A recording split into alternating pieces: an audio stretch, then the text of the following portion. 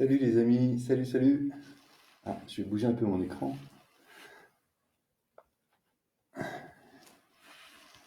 Voilà.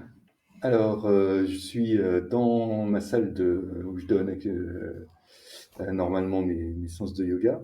Et là, je me prépare dans à peu près 5 minutes à donner une séance collective confinée sur Skype.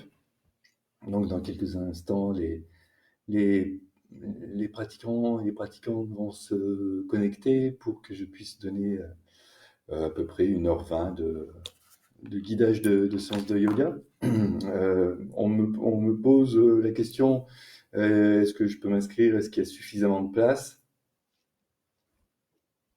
Ben oui, il y a de la place. Dans ma salle, physiquement, à un moment donné, eh ben, il y a des murs, donc c'est restreint. Mais là, puisque on fait ça sur Internet et que vous êtes chez vous, eh ben oui, il y a de la place. Place. Donc n'hésitez pas à vous inscrire. Et même si vous n'avez pas Skype, ça fonctionne sans installer le logiciel sur soi, mais sur son ordinateur, même si c'est très facile de mettre ce logiciel sur son ordinateur, et c'est gratuit en plus. Parce que je vous envoie le lien de la connexion et vous pouvez ouvrir ça sur votre navigateur et puis il suffit que vous ayez une webcam embarquée sur votre ordinateur ou une webcam externe et tout va bien. Voilà, donc il y en a tout le long de la semaine maintenant des séances de yoga que je guide. C'est pour tous les niveaux, que vous soyez, que vous n'ayez jamais fait de yoga, que vous pensiez débutant, vous pensiez confirmé, vous pensiez proche de la libération spirituelle.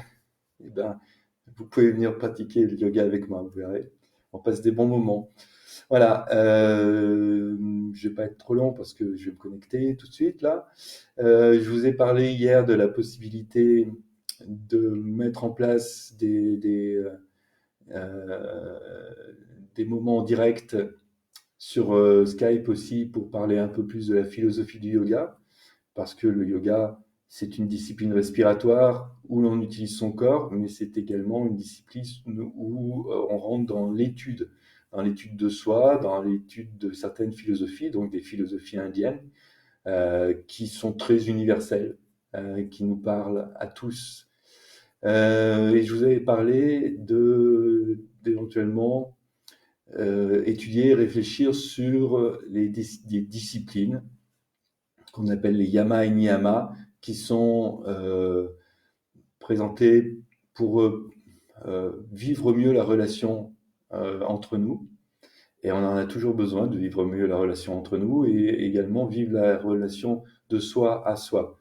Alors juste pour faire un petit aperçu, les 5 premières disciplines, donc Yama, qui sont là pour être mieux en société, mieux avec l'autre, avec les autres, eh bien, ces 5 disciplines, la première, c'est Ahimsa. Ahimsa, c'est la plus connue, c'est le fait d'être dans la non-violence, à la fois en pensée, en mots, en actes.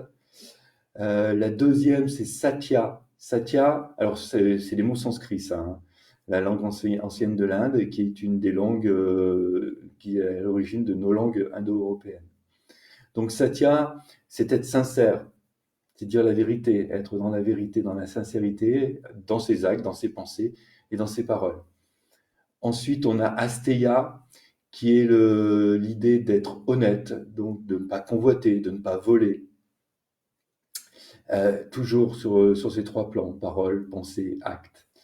Le quatrième discipline, c'est le brahmacharya.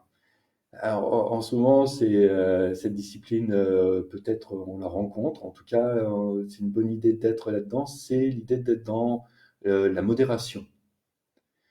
Euh, voilà, j'en dirai pas plus. La modération, c'est un bon mot, être modéré. Et la dernière discipline de ce dernier yama, c'est aparigraha. Là aussi, c'est quelque chose d'intéressant dans notre société actuelle. C'est la simplicité. Euh, ne pas être avide des choses. Et Dieu sait que la société nous pousse à ne pas être dans la simplicité de la vie et dans la non-avidité. Donc voilà, donc tout ça, ce que je viens de vous dire là, eh bien, on peut vraiment le développer, réfléchir là-dessus, et ça peut vraiment nous aider à avancer dans la vie. Demain, je vous ferai le petit listing des niyamas, des disciplines de relation avec nous-mêmes. C'est un sacré bazar, vous allez voir, être en bonne relation avec soi-même. Voilà, je vous quitte là-dessus. Merci pour les personnes qui ont posé des commentaires hier, parce que vous savez, j'avais fait un petit mot, une petite réaction en disant, moi je vais continuer à poster des choses parce que ça m'intéresse de faire ça, ça m'aide à continuer le métier que je fais, qui est d'enseigner le yoga, même si je suis restreint dans ma capacité d'action en ce moment. Comme beaucoup d'entre nous, nous sommes restreints dans nos métiers, dans notre travail. Donc, moi, je continue, mais ça serait vraiment sympa, ça serait vraiment intéressant pour tout le monde. Si vous commentiez un petit peu plus, si on était un peu plus en interaction, s'il y avait des choses que, voilà, que vous écrivez. Écrivez, alors il y a des personnes qui me l'écrivent en message privé et j'adore ça, merci beaucoup.